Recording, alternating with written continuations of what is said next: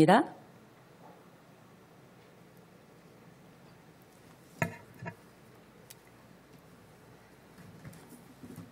마태복음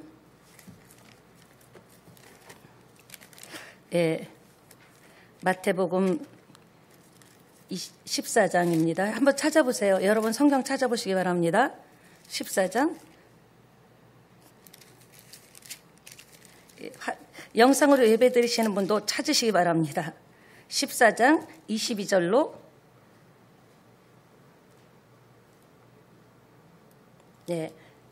33절까지입니다. 함께 읽겠습니다. 예수께서 즉시 제자들을 재촉하사 자기가 무리를 보내는 동안에 배를 타고 앞서 건너편으로 가게 하시고 무리를 보내신 후에 기도하러 따로 산에 올라가시니라. 저물매 거기 혼자 계시더니 배가 이미 육지에서 술이나 떠나서 바람이 거스름으로 물결로 말미암아 고난을 당하더라.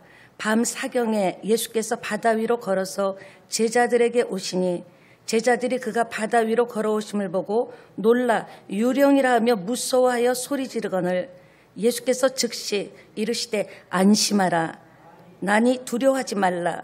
베드로가 대답하여 이르되 주여 만일 주님이시거든 나를 명하사 물 위로 오라 하소서 하니 오라 하시니 베드로가 배에서 내려 물 위로 걸어서 예수께로 가되 바람을 보고 무서워 빠져가는지라 소리질러 이르되 주여 나를 구원하소서 하니 예수께서 즉시 손을 내밀어 그를 붙잡으시며 이르시되 믿음이 작은 자야 왜 의심하였느냐 하시고 배에 함께 오름에 바람이 그치는지라 배에 있는 사람들이 예수께 절하며 이르되 진실로 하나님의 아들 이로소이다 하더라. 아멘. 믿음이 있는 자로 발견되기를 예수님의 이름으로 부탁드립니다. 오늘 제목은 무리를 걷는 믿음. 여러분 무리를 요새는 참 이렇게 발달해서 무리를 걷는 이렇게 날르는 그런 것도 나오더라고요. 근데 여러분 삶에 오늘도 여러 가지 형편이 있습니다. 그런데 이렇게 하시면 돼요. 지금 여러분의 삶의 모든 형편은 뭐 이런 형편이든 저런 형편이든 마치 베드로가 그 무리를 걸었던 것 같은 주님의 믿음의 훈련이다. 이렇게 해석하신다면 여러분 또 다른 소망이 생기리라고 믿습니다. 반드시 주님은 저와 여러분의 지금 있는 그 형편에서 반드시 그 상황에서 나와 함께 하십니다. 그리고 살아나게 하실 것입니다. 이기게 하실 것입니다. 다른 것 보는 것 아니라 그랬죠. 성경에 계속 강조하는 것은 믿음이다. 믿음이다. 믿음이다. 믿느냐? 계속 질문하십니다. 오늘도 이 밤에 말씀을 통해서 하나님께서 여러분에게 은혜 주실 것을 믿습니까? 믿으면 영광을 보게 될 줄 믿습니다. 그때 우리 주님 이제 이런 생각을 하면 돼요. 나의 형편이 왜 이렇게 빠듯한 형편에 더 빠져들어갈까? 내가 기대하고 바랐던 그런 형편이 아니라 왜 더 정말 이렇게 안개 속같이 그런 형편에 내 발이 이렇게 자꾸 빠져들어가는 것, 이렇게 푹푹 빠져들어가는 것을 느낄 때마다 기억하세요. 오늘 나의 모든 형편은 베드로가 무리를 걸었던 그런 환경과 똑같다. 그렇게 생각하시면서 하나님, 지금 이렇게 제 상황이 펼쳐지는데 이 상황과 환경을 통해서 저에게 가르쳐 주시고 싶은 말씀, 하고 싶은 말씀이 무엇입니까? 이 상황에서 주님밖에 없습니다. 듣겠습니다. 이렇게 여러분이 이런 어려운 상황을 마음에 그렇게 주님 어떻게 할까요? 지금 내가 어떻게 했으면 좋겠습니까? 이렇게 질문하시면서 하나님의 뜻을 받아들이기로 마음만 가지신다면 정확하게 그 어려운 상황을 지나고 있는 여러분에게 참 놀라운 믿음의 성장이 되리라고 확신합니다. 그렇습니다. 사랑하는 여러분, 믿어지면요 행동하게 돼 있습니다. 오늘 밤에 이렇게 찬양이 7시 40분에 시작해서 8시 금요 예배가 믿어졌기 때문에 나오신 거죠. 근데 만약에 오늘 예배 간다고 했는데 예배가 안 드려지면 어떡하나. 만약에 의심이 되고 믿어지지 않는다면 여러분 이렇게 나올 수 없잖아요. 나 혼자서라도 가더라도 예배는 드려진다. 믿어지면 행동합니다. 따라합시다. 믿어지면 행동하게 된다. 예, 그렇습니다. 믿음은 형용사가 아니라고 한 설교 기억하십니까? 믿음은 감탄이나 느낌이 아니에요. 동사예요. 움직임입니다. 그래서 우리가 내가 얼마나 지금 믿음이 있는가는 내가 어떻게 행동하고 어떻게 움직여지는가를 보면은 나의 신앙을 알 수 있다는 겁니다. 여러분 오늘 보니까요, 이 믿어지면 행동이 따라오는데 베드로가 어떻게 배에서 내리는 결단을 했을까? 지금 이 본문은요, 밤 사경쯤에 정말 예수님께서 제자들은 배에 타고 있는데 물 위를 막 걸어오시는 거예요. 그러니까 사람이 물 위를 걸을 수 있다고 생각하십니까?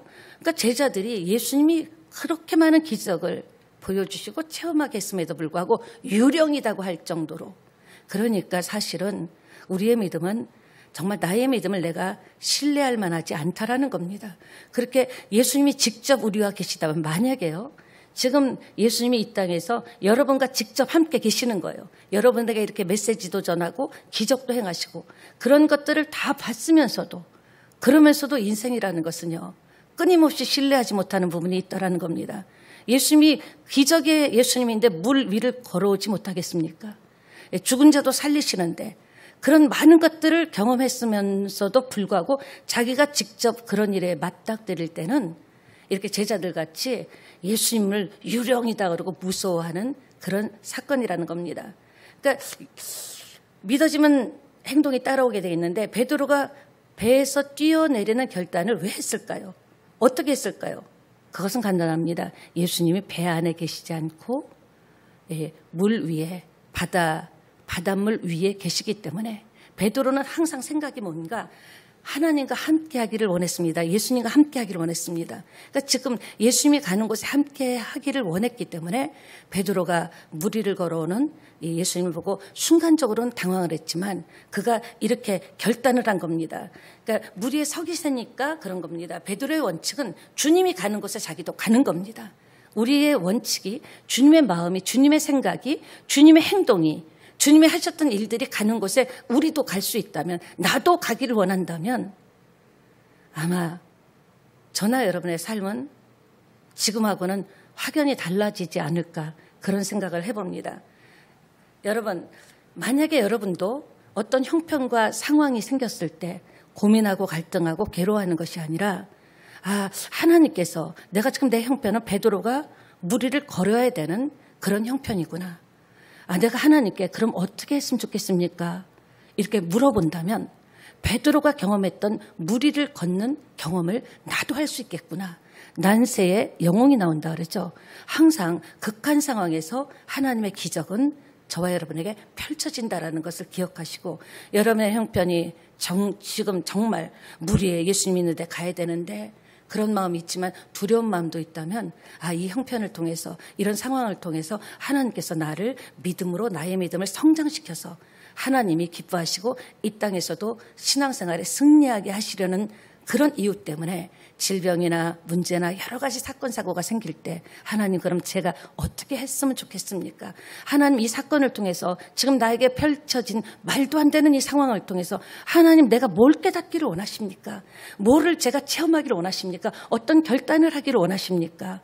여러분이 이렇게 예수님께 묻는다면 베드로가 했던 기적의 경험을 저와 여러분도 하게 되리라고 저는 확신합니다.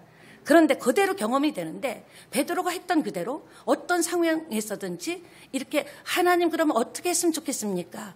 이렇게 우리가 묻는다면 베드로가 했던 경험을 우리도 그대로 할 수 있다는 것, 여러분 믿게 되시기를 예수님의 이름으로 축원합니다. 그러니까 처음에는 그게 큰 경험이 없으니까 긴가민가 합니다. 진짜 그럴까? 그러니까 기도하면서도 긴가민가 하는 거예요. 그리고 내가 아멘 했지만 또 돌아가면서 긴가민가, 정말 그런 일이 나에게 또 있을까? 나에게 그런 일이 일어날까? 기도를 하나님께 해놓고도 그 결과에 대해서 우리가 갈등하고 의심할 때가 있다는 겁니다. 그러나 처음에는 또 그렇죠. 막연하다고 생각할 수 있어요. 예수님 믿게 됐는데 나도 예수님, 성경에 그 많은 사람들이 예수님을 만나서 예수님을 경험했고 예수님을 체험했고 예수님의 은혜를 맛봤는데 나에게도 그런 경험과 체험이 좀 있었으면 좋겠다. 내 평범한 일상이지만 이런 일상을 통해서 하나님이 나에게 나의 형편과 처지를 통해서 하고 싶은 말씀, 이 형편과 처지를 통해서 하나님께서 나의 믿음을 성장시키려는 그런 뜻이 있는가 보다. 이렇게 아예 결론을 내리고, 그럼 하나님, 이런 상태에서 제가 어떻게 해야 되고 어떤 발걸음을 떼야겠습니까? 이렇게 묻는다면 저와 여러분의 삶에 놀라운 역사가 일어나리라고 확신합니다. 그러니까 주님이 이걸 원하시는구나.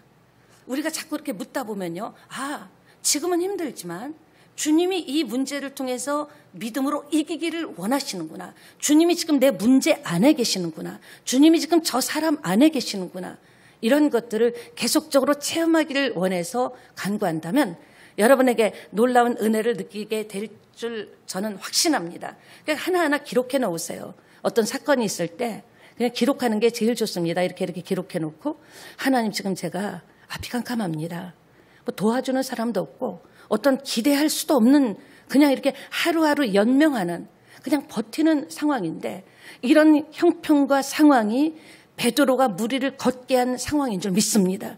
하나님 이 상황을 통해서 제게 어떤 말씀하고 싶어 하세요? 제가 어떻게 했으면 좋겠어요? 여러분, 우리가 질문하고 어떤 감동이 올 때 그대로 행동한다면 여러분도 저도 이런 기적을 경험하게 되리라고 확신합니다. 그러니까 우리가 자꾸 기록해놓고 그리고 결과를 적어놓고 그것을 이렇게 노트에 쭉 해놓다 보면은 힘들 때마다 그것을 들춰보면서, 이전에 하나님께서 이런 위기에서 이런 방법으로 건져주셨구나. 또 이런 위기가 왔네. 그때 하나님, 지금 나의 하나님 똑같은 하나님 아닌가. 똑같이 내가 물어보고 하나님이 명령하고 말씀하는 대로 내가 한번 행동해봐야지. 이렇게 한다면 무리를 걸었던 베드로의 반응이 우리에게도 나올 줄 믿습니다. 주시거든 나로 오라 하소서. 이런 명령이 나올 줄 믿습니다. 힘들어도요, 어려워도요, 생사화복은 하나님 손에 있습니다. 그러니까 어떤 형편이든지 하나님 앞에 주시어든 나로 오라 하소서. 나에게 명령해달라고. 길을, 왜 하나님께서 하라는 대로 하면 그대로 역사가 일어납니다. 그러나 내 생각과 내 방법과 내가 내 스타일대로 하면 반드시 실패할 수밖에 없다는 겁니다. 지금 이런 상황인데 어떻게 해야 됩니까? 주님, 베드로처럼 이 일이 베드로처럼 저도 물 위로, 그러니까 배에서 물 위를 걷도록 끌어내시는 일입니까? 그것이 질병이든 인간관계든 사업의 문제든 그것을 해석을 그렇게 해야 됩니다. 똑같이 해석하는 것이 아니라, 하나님 정말 이 일을 통해서 물 위에, 그러니까 배 안에서 물 위로 끌어내셨듯이 저에게 어떤 계획이 있으십니까? 저를 어디로 끌어내시려고 하십니까? 그 물 위로 끌어내실 때, 순종했을 때 무리를 걷는 기적을 체험한 줄 믿습니다. 두렵죠. 겁나죠. 안 되면 어떡하나 하죠. 그러나 주님 말씀하시면 내가 따르리라. 오늘 찬양했듯이 그대로 직진하는 거예요.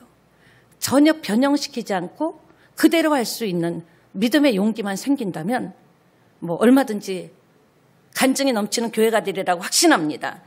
그래서 나를 이렇게 끄집어내셔서 믿음의 길을 걷게 하시는구나. 나중에 응답받고 난 다음에 알게 되는 거야. 그때는 진짜 너무 피눈물 나고 고통스러웠는데 그 사건 때문에 나를 이렇게 끌어내서 걷게 하시고 하나님께서 이런 역사를 이루셨구나. 따라합시다. 믿음은 해석이다. 그래야 그 다음에 순종의 길이 열립니다. 예수님께서 베드로를 처음부터 무리를 걷게 하신 것 아닙니다.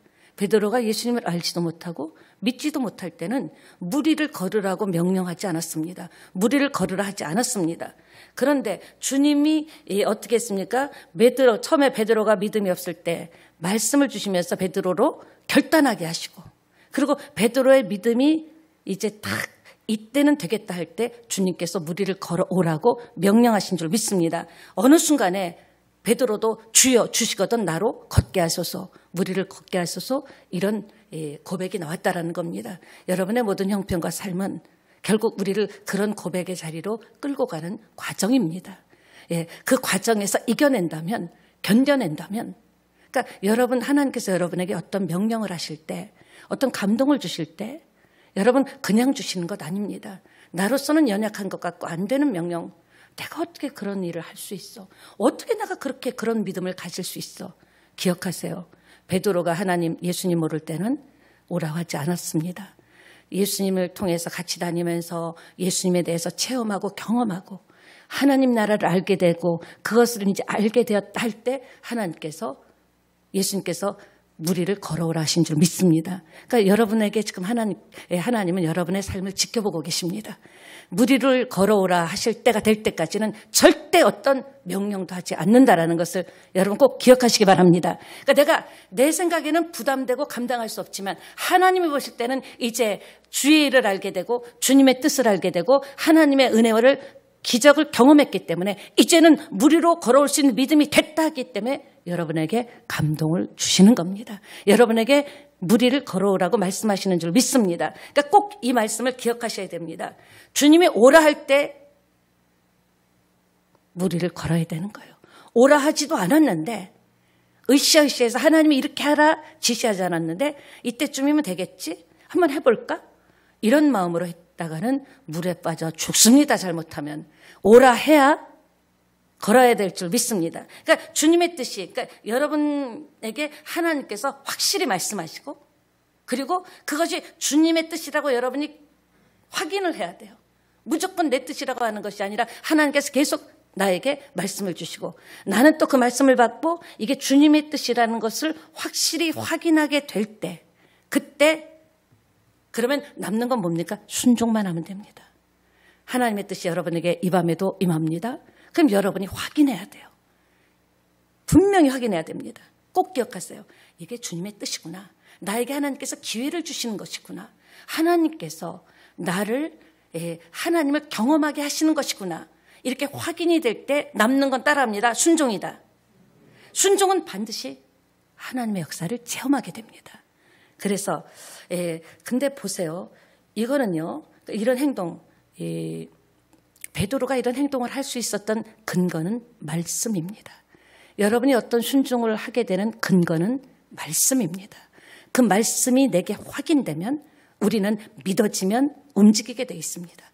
믿어지면 행동하게 돼 있습니다. 그래서 꼭 기억하시기 바랍니다. 주님의 뜻이라고 확신되면 그러나 하나님께서 우리에게 명령하실 때 마치 바다와 같습니다. 그것은 무서운 곳일 수도 있습니다. 안전하지 않은 곳일 수도 있습니다. 그렇게 행동하고 그렇게 선택하면 나에게 불이익이 오고 더 나빠질 수도 있다고 생각할 수 있는 위험한 곳입니다. 그런 곳에 두려운 곳에 그런데 우리가 가야 될 곳은 지금 바다입니다. 베드로가 바로 우리입니다. 저와 여러분이 가야 될 곳은 바다인데 무슨 힘으로 갈 수 있습니까? 그것은 파도가 치는 엄청난 바다입니다. 그리고요. 주님은 아직 오시지 않고 저 먼 곳에 있습니다. 근데 오라고 하신 것입니다. 사실 우리가 인생을 살고 있는 것은 바다와 같습니다.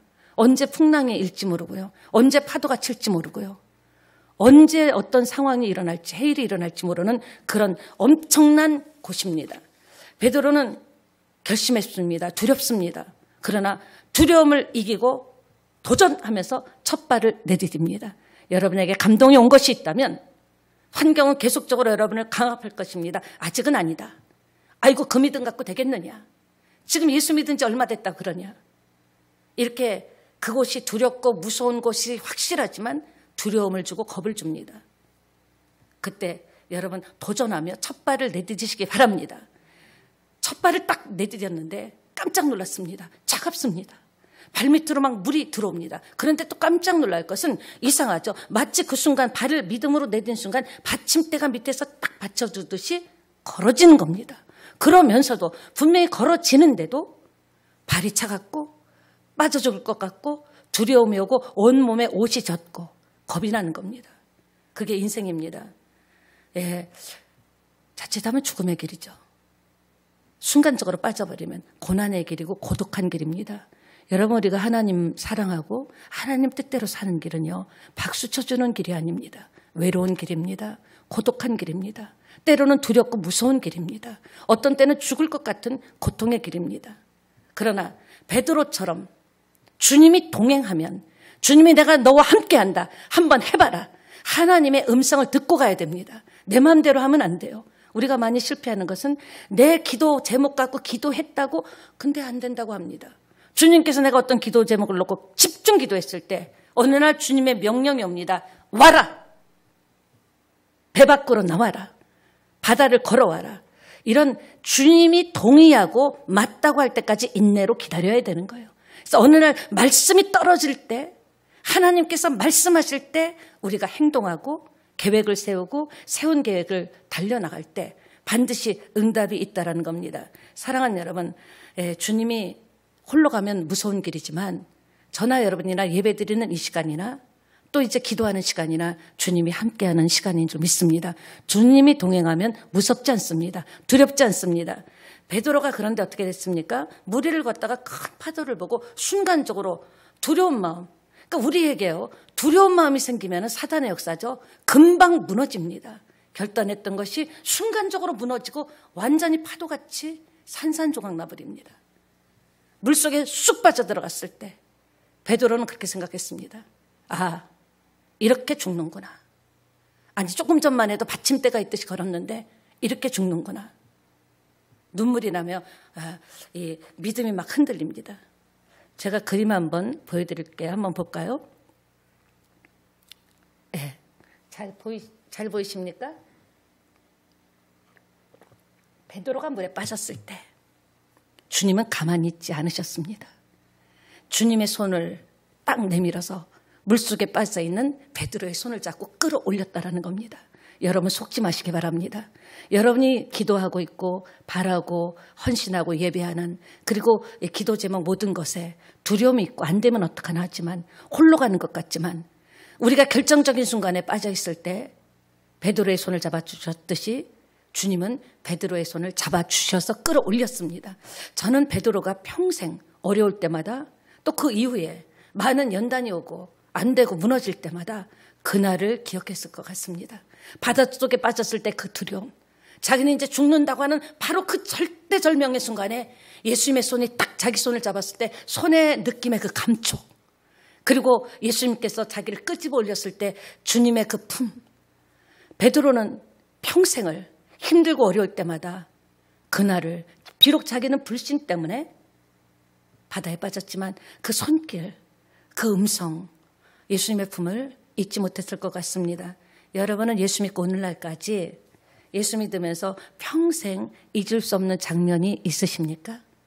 잊을 수 없는 주님의 그 기억이 있습니까? 주님의 느낌, 주님의 만져주심, 주님의 위로, 주님의 보호, 평생 잊을 수 없는 게 있습니까? 그렇다면 여러분은 복받은 사람인 줄 믿습니다. 그러니까 이건 단순히 베드로가 어떤 기적을 체험했다, 그런 차원이 아니고 그 이후에 베드로가 예수님이 승천하신 이후에 많은 사건을 당했을 때 힘이 됐습니다. 여러분 반드시 주님을 만나는 경험이 이 밤에 있게 되시기를 축원합니다.